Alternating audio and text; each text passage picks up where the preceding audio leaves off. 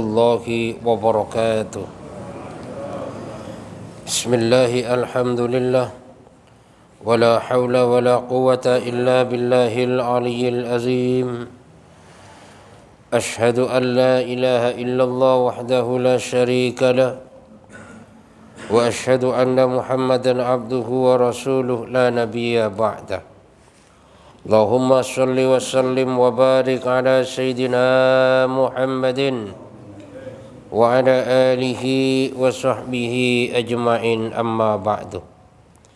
Yang kami hormati para ulama, para ustadz, hadirin hadirat, bapak-bapak, ibu-ibu yang dimuliakan Allah subhanahu wa ta'ala. Alhamdulillah, Allah subhanahu wa ta'ala masih memberikan kesempatan kepada kita, masih memberikan kekuatan kepada kita, masih memberikan kemudahan kepada kita, sehingga kita masih bisa melaksanakan sholat maghrib secara berjamaah. Kita lanjutkan dengan majlis taklim. Ini semata-mata karena hidayah dan kekuatan daripada Allah subhanahu wa ta'ala. Maka mudah-mudahan seluruh ibadah yang dilakukan diterima oleh Allah subhanahu wa ta'ala, menjadi sebab dosa kita diampunin oleh Allah, menjadi sebab dosa orang tua kita, mertua kita, guru-guru kita, keluarga kita, orang kampung kita, bahkan umat seluruh alam diampunin oleh Allah subhanahu wa ta'ala, menjadi sebab selamat daripada api neraka dan masuk surga tanpa dihisab oleh Allah subhanahu wa ta'ala. Kita lanjutkan kajian kita. Bismillahirrahmanirrahim. Qala al-musannif rahimakumullah, qala al-faqih Abu Laits Samarqandi rahimahullahu ta'ala, haddatsana Muhammad bin Fadl qala haddatsana Muhammad bin Ja'far qala haddatsana Ibrahim bin Yusuf qala haddatsana Abu Muawiyah an Hasan bin Umar an Muhammad bin Abdurrahman bin Abi Laili an Isa bin Talha an Abi Hurairah radhiyallahu anna Nabi sallallahu alaihi wasallam qala min haqqil waladi 'alal walidi salasatu asya'a. Bahwasanya diceritakan daripada Abu Hurairah radhiyallahu an, sesungguhnya Rasulullah sallallahu alaihi wasallam bersabda bahwasanya hak daripada anak yang harus diberikan oleh orang tuanya, yaitu diantaranya ada 3. Jadi 3 hal ini orang tua harus memberikan kepada anak. Apa saja? Yang pertama, ayyuhsina ismahu idza walada, memberikan nama yang baik apabila seorang anak lahir. Ini termasuk yang harus diberikan oleh orang tua kepada anaknya, memberikan nama yang baik, karena nama itu doa, Pak. Jadi orang tua memberikan nama yang baik kepada anaknya dengan harapan anaknya pun menjadi orang baik. Dan nama-nama yang baik termasuk nama-nama para nabi, atau nama yang diawali dengan Abdullah, dengan Abdurrahim, Abdurrahman, atau diawali dengan nama Muhammad. Ini termasuk nama-nama yang baik. Dan memang nama yang baik ini, kalau dalam Jawa itu kan ada, Pak, ngasih nama anaknya Selamat. Tujuannya apa? Supaya selamat. Ngasih anaknya Rahayu, ngasih anaknya Sentosa, itu merupakan doa itu kan. Atau bahkan ngasih anaknya Lestari, itu doa, cuman menurut orang Jawa. Ya pendeknya bagaimana? Nama-nama yang diberikan oleh orang tua kepada anaknya itu ya nama yang baik, yang pantas, yang sekiranya seorang anak kalau dipanggil oleh temannya kagak malu, ya. Dan bagaimana diberikan nama-nama yang memang nama itu mengandung arti untuk kebaikan. Kenapa? Karena nama itu punya pengaruh yang sangat luar biasa, ya. Makanya saat anaknya dikasih nama Muhammad Soleh, dengan harapan apa? Suatu saat menjadi anak yang soleh. Walaupun dikasih nama soleh, memang kadang-kadang nggak selamanya soleh. Tapi kan ada harapan. Harapan seorang tua memberi nama anak soleh agar supaya menjadi anak yang soleh. Dan yang kedua yang harus diberikan oleh orang tuanya kepada anak, wa yu'allimuhul kitaba idza aqala. Seorang tua harus mengajarkan kitab, harus mengajarkan Al-Quran, mengajar agama kepada anaknya apabila anaknya sudah berakal, sudah balik, sudah mumayyiz. Ini harus diajarkan oleh orang tua kepada anaknya. Ya, diajarkan yang pertama, yang diajarkan adalah kebesaran Allah. Dikenalkan kepada Allah bahwasanya yang menciptakan adalah Allah, yang memberi rezeki adalah Allah, yang memelihara adalah Allah. Pendek kata, bagaimana anak ini diajarkan yang namanya ilmu tauhid, ilmu iman, supaya kenal kepada Allah Subhanahu wa taala. Ini termasuk mengajarkan kitab, mengajarkan kitab Allah. Kenapa? Karena jangan sampai kita sebagai orang tua tidak menjalankan hak untuk anaknya. Artinya apa? Anak tidak pernah diajarkan kitab, anak tidak pernah dikenalkan kepada Allah, anak tidak pernah dikenalkan kepada Rasulullah, anak hanya dikenalkan kepada urusan dunia saja. Kalau udah urusan dunia, dari A sampai Z dikenalkan, bahkan dari urusan ini sama itu semuanya dikenalkan. Tapi untuk urusan agama, anak tidak pernah dikenalkan, sehingga anak tidak bisa baca Quran.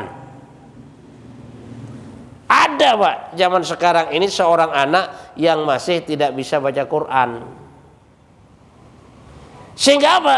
Sehingga anak menjadi bodoh agama, buta agama. Kalau sudah buta agama, maka yang dilakukan oleh anak ini yang jelas segala sesuatu yang tidak sesuai dengan ajaran agama. Makanya ini kewajiban orang tua mengajarkan kitab, agama, iman kepada anaknya. Bahkan saat anak sebelum bisa ngomong, bagaimana ucapan pertama seorang anak ini adalah Allah. Lalu bagaimana? Ya, sebelum anak ini belajar ngomong harus dikenalkan Allah, Allah, Allah, Allah. Jadi bukan bapak, bukan emak. Tapi ucapan yang pertama yang keluar daripada mulutnya bagaimana ucapan Allah, sehingga anak kenal kepada Allah. Karena yang terjadi sekarang kadang-kadang anak ini nggak kenal kepada Allah, hanya kenal kepada orang tuanya. Makanya suatu contoh, ada seseorang yang kerja di luar negeri dan anaknya diasuh oleh seorang pembantu. Tiap bulan dikasih duit yang banyak oleh orang tuanya lewat pembantunya, sehingga yang ngasih makan tiap hari pembantunya, yang ngelayanin semuanya pembantunya, yang ngasih uang jajan pun juga pembantunya. Dan pembantunya ini nggak mengenalkan bahwasanya duit ini datangnya dari bapakmu. Sehingga apa? Sehingga anak ini taunya bahwasanya yang ngasih makan adalah pembantunya, yang ngasih pakaian pembantu, yang ngasih semuanya pembantu. Sehingga anak ini tidak kenal kepada orang tuanya. Sehingga saat orang tuanya datang, dia cuek kepada orang tuanya.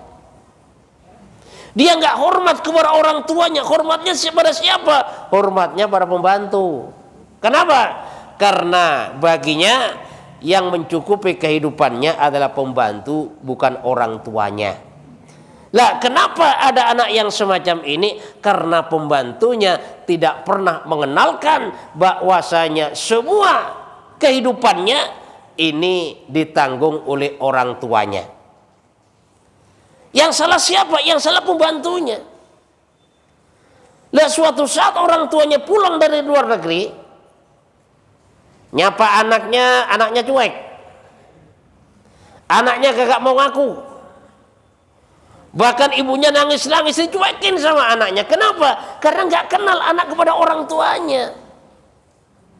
Pembantunya nggak pernah mengenalkan bahwasanya orang tuamu di luar negeri nih.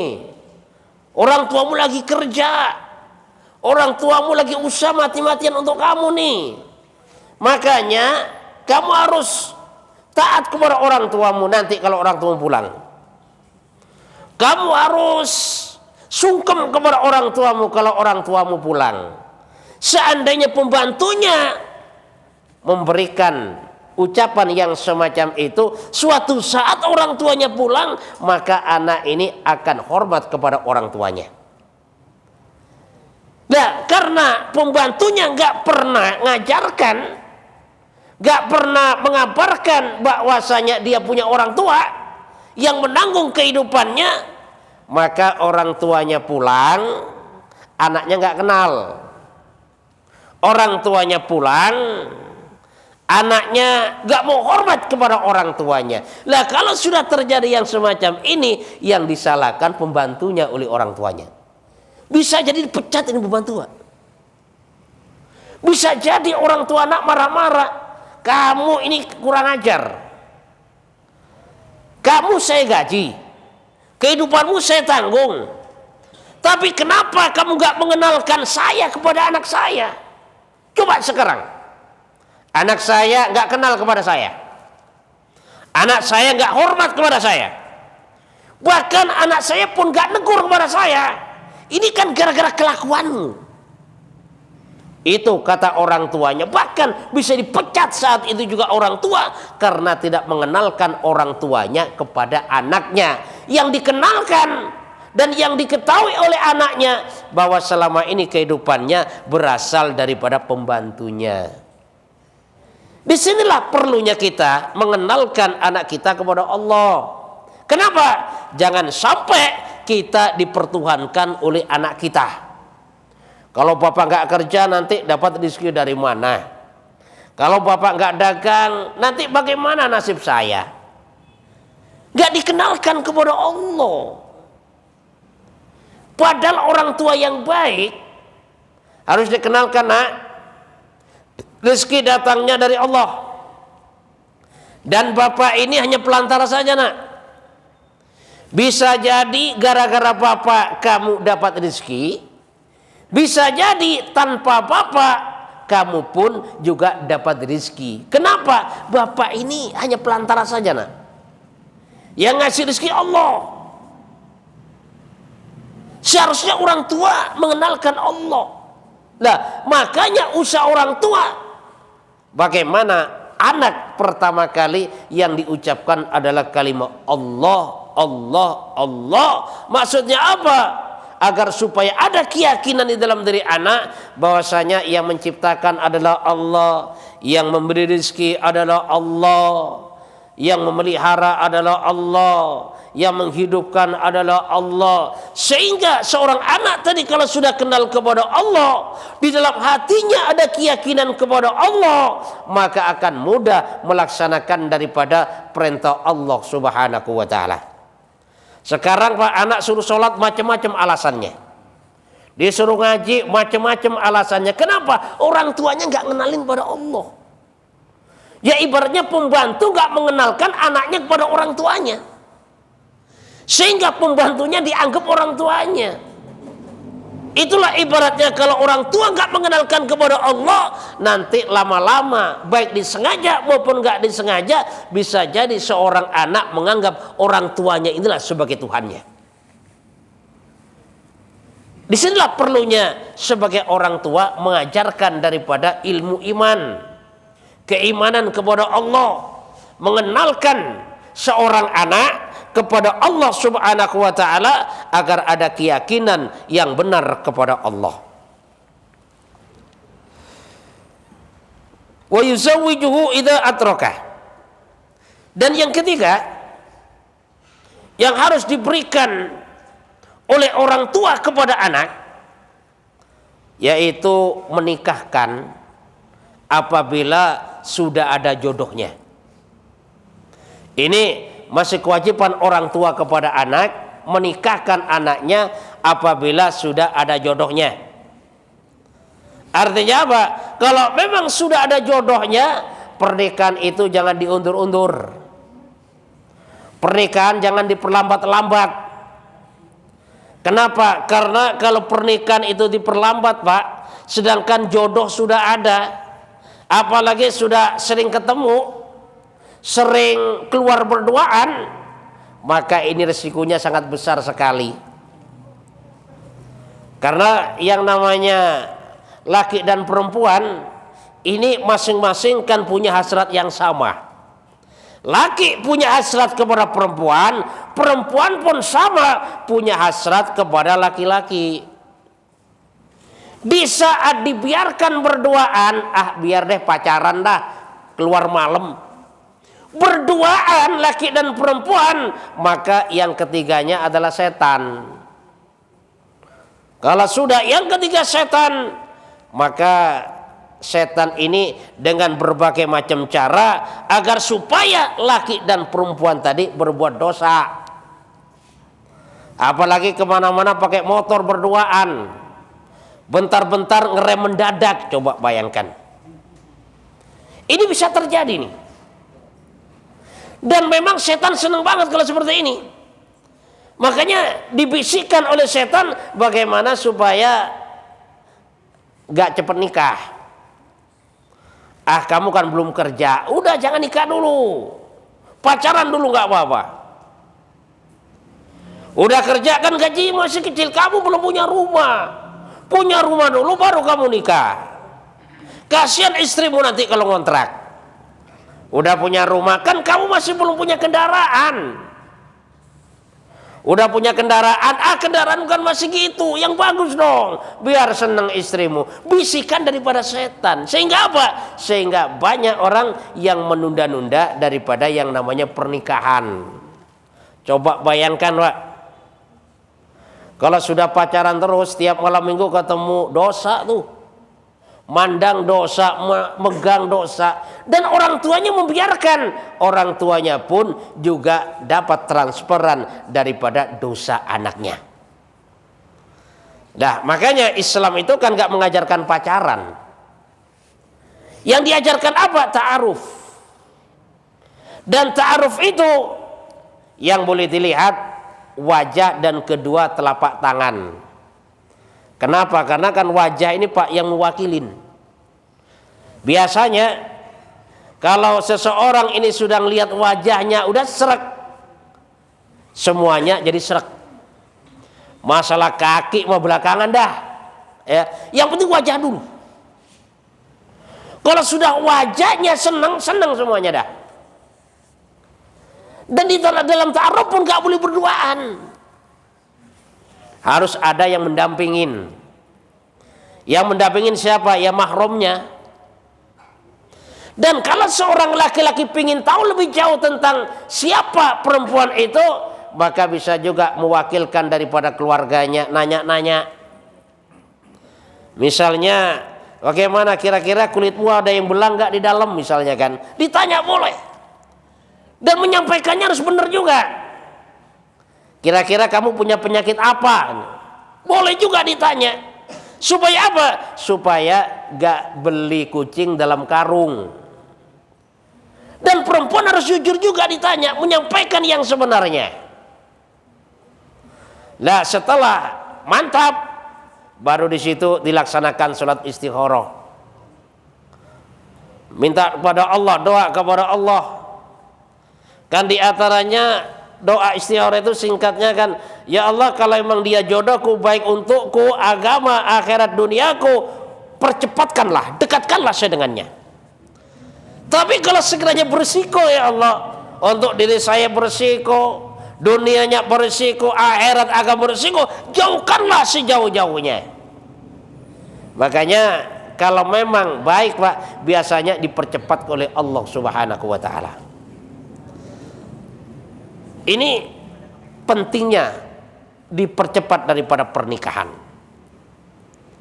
Kenapa? Karena resikonya besar sekali. Makanya sekarang banyak Pak, nikah baru 3 bulan ngelahirin. Coba bayangkan, nikah baru 3 bulan melahirkan. Berarti itu kan hamilnya cuma 2 bulan tuh. Itu termasuk bayi ajaib tuh. Ya. Jadi cuma 2 bulan kan dalam kandungan udah lahir. Kenapa? Nikahnya baru 3 bulan udah ngelahirin. Atau bahkan kadang-kadang sekarang ada juga kan perempuan lahir tanpa bapak, nggak tahu kemana bapaknya. Ini banyak sekali terjadi sekarang. Kenapa? Karena terjadi pergaulan bebas dan banyak orang tua yang membiarkan anaknya keluar malam, membiarkan anaknya dibawa oleh siapa saja. Makanya hak daripada orang tua yang harus diberikan kepada anak, apabila anak ini sudah ada jodohnya, maka segera dinikahkan. Kalau masalah kerjaan bagaimana? Yang namanya orang menikah, nanti kerjaan mah ada aja. Yang penting mau. Banyak orang-orang menikah masih dalam keadaan pengangguran. Makanya setelah nikah dengan usaha yang giat, yang akhirnya apa? Yang akhirnya dapat juga kerjaan. Cuman kan kadang-kadang orang tua sekarang kan kalau anaknya mau nikah yang ditanya gajinya berapa, kerjaannya apa. Padahal itu nanti akan ngikut, Pak. Dan yang perlu ditanya yang pertama, bagaimana agamanya? Bagaimana sholatmu? Bagaimana berjamaahmu? Kenapa? Karena agama ini nanti yang akan bisa membawa dalam kehidupan rumah tangga. Sehingga kalau menantunya ini orang yang paham daripada agama, maka anak perempuannya nanti akan dibawa dalam rumah tangga itu sesuai dengan ajaran agama. Dia nggak paham agama, diajarkan oleh suaminya. Dia nggak bisa ngaji, diajarkan oleh suaminya. Dia nggak paham sunnah, diajarkan oleh suaminya.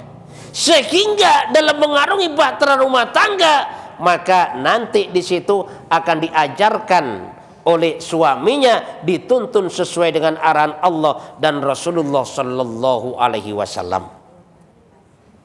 Sehingga apa? Sehingga di dalam rumah tangganya penuh dengan suasana agama.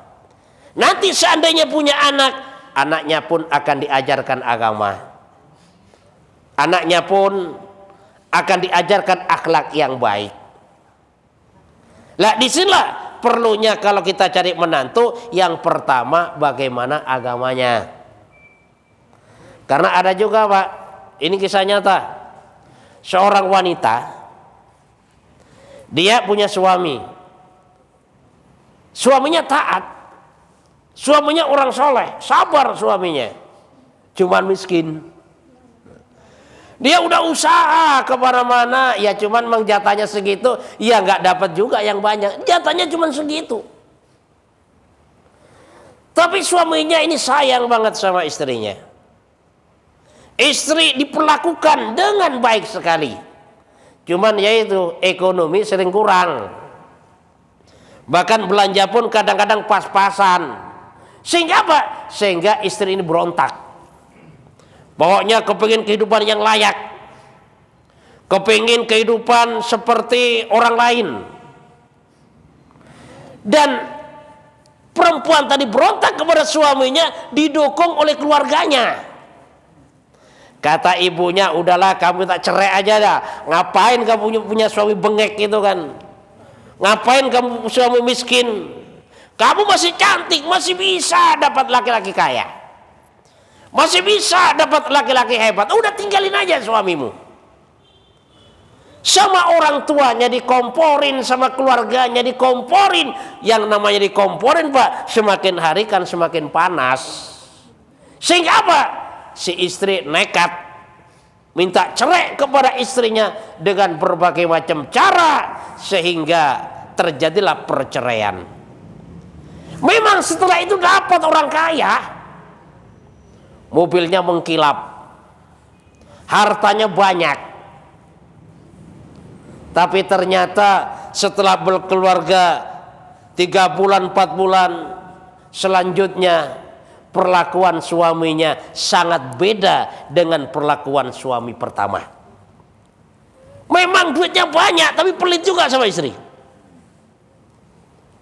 Memang duitnya banyak cuman kasar sama istri, sering mukul sama istri. Bahkan istrinya ini sering diumpat-umpat, kamu kan orang miskin, untunglah kamu saya nikahin, sekarang kamu jadi nyonya besar misalnya. Untung kamu sekarang tidur di kamar ber-AC, dulu kan kamu pakai kipas angin rusak melulu. Sekarang ruangannya ber-AC, kasurnya bagus, rumahnya besar. Cuman ternyata menjadi istri orang kaya yang dia nggak taat agama, yang akhlaknya rendah, tidak makan nasi tapi makan ati melulu tiap hari. Orang tuanya datang dengan harapan, wah saya ini kan punya menantu kaya, paling saya nanti dikasih macam-macam, dikasih ini dan itu. Ternyata setelah datang ke rumah anaknya, menantunya pun cuek. Kadang-kadang makan aja ya cuman begitu doang. Diajak mau ngobrol mah kagak. Memang menantunya punya mobil, cuman mertuanya ke situ kagak pernah diajak naik mobil dan sebagainya. Apalagi saudara-saudaranya. Sehingga apa? Sehingga lama kelamaan sadar ternyata harta itu tidak membawa segala-galanya. Harta tidak membawa kebahagiaan. Bahkan si istri tadi merasakan ternyata harta ini bisa membawa malapetaka dalam kehidupannya apabila tidak disertai dengan amalan agama Allah Subhanahu wa taala. Dia nyesel akhirnya. Suami pertama menghormati banget, dia sayang banget, dia sangat dimuliakan. Sedangkan sama suami selanjutnya dipukulin melulu tiap hari, diusir-usir melulu dari rumahnya. Sehingga apa? Sehingga yang ada penyesalan, baru dia merasakan, baru dia sadar memang harta ini perlu, cuman harta kan bukan segala-galanya. Nah, makanya disinilah kalau menantu ini orang-orang taat agama akan memperlakukan istrinya dengan baik sesuai dengan agama. Seandainya marah pun marah karena agama. Seandainya marah pun karena mendidik agar supaya istrinya menjadi istri yang baik. Mertua pun akan diperlakukan dengan baik. Saudaranya pun akan diperlakukan dengan baik. Ini kalau menantunya orang-orang yang taat kepada agama Allah Subhanahu wa taala. Makanya di antaranya yang hak daripada orang tua yang harus diberikan kepada anaknya, apabila sudah mendapat jodoh maka harus segera untuk dinikahkan. Ada suatu ketika kisah di zaman Umar bin Khattab radhiyallahu an. Ini ada orang tua yang mengadu, ya Amirul Mukminin, anak saya ini durhaka kepada saya. Anak saya ini berani banget kepada saya. Ini kata seorang bapak yang mengadu kepada Umar bin Khattab ya tentang perlakuan anaknya kepada dia. Maka kata Umar bin Khattab, wahai anak, takutlah kau kepada Allah. Janganlah kau durhaka kepada bapakmu, karena itu dosa. Perlakukanlah bapakmu dengan baik. Tunaikanlah hak-hak daripada orang tuamu. Maka anak tadi nanya juga, ya Amirul Mukminin, apa kira-kira ada enggak hak dari seorang bapak yang harus diberikan kepada anaknya? Kata Umar bin Khattab, oh ada hak yang harus diberikan oleh bapaknya kepada anaknya. Apa saja ya Amirul Mukminin? Kata anak tadi, yang pertama, bagaimana mencarikan ibu yang baik. Karena ibu ini punya pengaruh yang sangat luar biasa. Ini kata Umar bin Khattab. Jadi mencarikan ibu yang baik, istri yang baik. Karena istri kalau punya anak punya pengaruh sangat luar biasa. Yang kedua, memberikan nama yang baik. Dan yang ketiga, mengajarkan kitab. Ini jawab Umar bin Khattab kepada seorang anak yang durhaka kepada orang tuanya. Lalu apa kata anak tadi? Ya Amirul Mukminin, demi Allah, bapak saya ini tidak memberikan kepada saya. Bapak saya ini memberikan ibu kepada saya adalah wanita yang buruk. Di mana ibu saya ini dulu adalah seorang wanita yang dibeli oleh bapak saya hanya harga 4 dirham. Ibu saya bukan orang baik. Nah, karena ibu saya bukan orang baik, ya maka saya pun ketularan daripada sifat-sifat ibu saya. Sehingga saya nggak tahu bagaimana harus saya perbuat. Karena sedekat dengan ibu. Sedangkan ibu saya yang termasuk wanita bukan baik, bukan wanita soleha, wanita yang buruk. Dan yang kedua, bapak saya pun juga nggak memberikan nama saya yang baik. Bahkan nama saya adalah Hufas. Hufas Kalalawar. Zakaran Hufas. Bapak saya ngasih nama saya adalah Kalalawar jantan. Nggak tahu apa maksudnya. Dan yang ketiga, bapak saya pun juga tidak pernah mengajarkan satu ayat pun daripada Al-Quran. Ini kata anak yang durhaka tadi kepada orang tuanya. Jadi gak pernah ngajarin bapak saya. Bapak saya memang biasa majelis taklim, cuman kalau pulang dari masjid kagak pernah nyampain ilmu sama saya. Kagak pernah nyuruh sholat saya. Gak pernah mengajarkan adab. Gak pernah mengajarkan baca Quran kepada saya. Sehingga saya gak tahu apa-apa. Saya gak tahu adab kepada orang tua. Maka mendengar cerita daripada anak tadi, Umar bin Khattab langsung menoleh kepada bapaknya.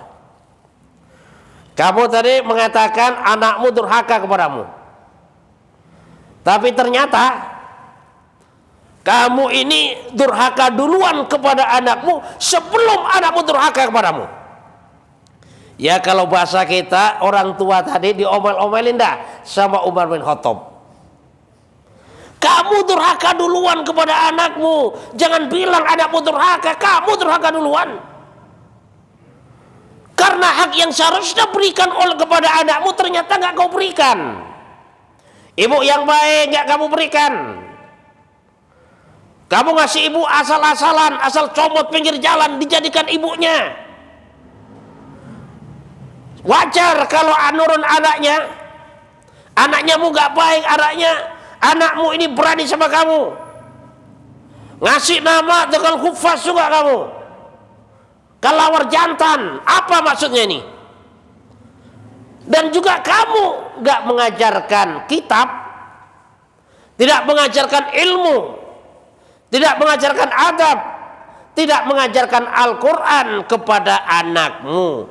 Kamu bilang anakmu durhaka, tapi pada dasarnya kamulah yang pertama kali durhaka kepada anakmu. Gara-gara kamu tidak mengajarkan adab kepada anakmu, gara-gara kamu tidak mengajarkan kitab kepada anakmu, sehingga anakmu nggak tahu adab. Wajar kalau sekarang anakmu berani kepada kamu. Diomel-omelin sama Umar bin Khattab, ya, karena lapor tadi. Ya. Dia lapor anaknya berani. Ditanya sama Umar bin Khattab, anaknya lapor juga anaknya. Makanya jadinya orang tua tadi diomelin oleh Umar bin Khattab. Makanya kita berusaha jangan sampai kita durhaka kepada anak kita, agar supaya anak kita tidak durhaka kepada kita. Dengan cara apa? Anaknya tadi itu kan diajarkan agama, dikenalkan kepada Allah, dikenalkan kepada adab. Bagaimana supaya belajar agama? Gak usah pinter-pinter, Pak. Kalau memang dia nggak mau jadi pengajar, nggak mau jadi ustaz, nggak usah pinter-pinter. Yang penting dasar-dasar agama saja. dasar-dasar pokok yang memang dikerjakan dalam setiap hari. Ya, termasuk adab-adab sehari-hari harus kita ajarkan. Bagaimana adab seorang anak kepada orang tuanya harus kita ajarkan. Bagaimana tutur kata anak kepada orang tuanya, bahkan ucapan saja nggak diperbolehkan, diajarkan kepada anak. Masalah kehidupan sehari-hari termasuk cara ibadah diajarkan juga pada anak. Bagaimana macam-macamnya air diajarkan juga kepada anak.